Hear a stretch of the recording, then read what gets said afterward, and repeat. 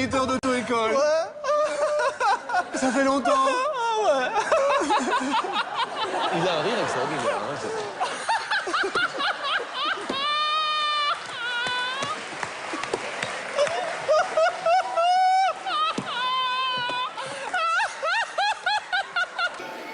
Basha, mureke ndababwire.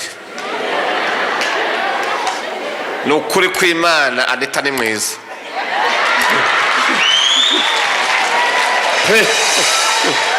Ni mwiza. Basha ndayishimira ntiyanzimvye yampaye n'ibindenge yaho. Imana ishimwe cyane.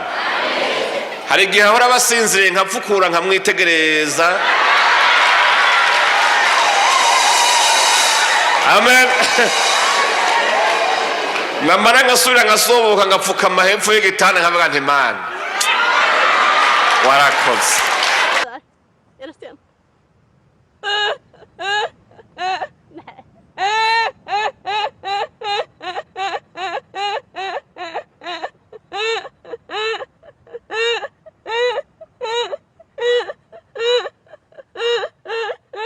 Sivyo tuvyutse bizu ya mbere ni ya mama wabo. Nukuri kw'Imana. Barakobwa nabo duhuye mu gitondo iniyindi zibaye zingahe? Zitandatu. Sinabwiye ko abakobwa batanu na nyina. Zitandatu. Haca natse imodoka tukigira ku ishuri. Nataha baza kunsanganira imodoka itaranazima. Nyina agatangura iyindi ya kabiri.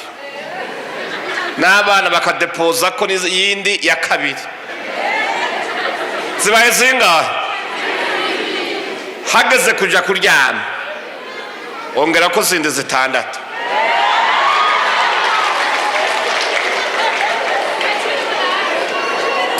Zibaye 10 na zingahe? Hari izindi rero ntashobora guharura igitigiri kubera hari igihe mama wabo yiyongera.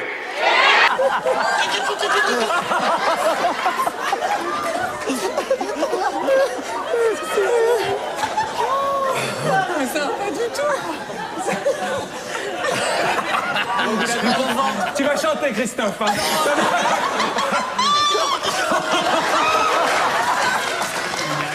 Et vous faites quoi dans la vie, Nassima? Ah, merci, Laurent. Je travaille dans une banque. Prenez le banque, madame. Dans quelle...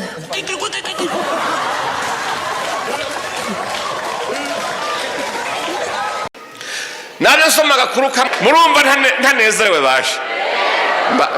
Mukomera amashimana.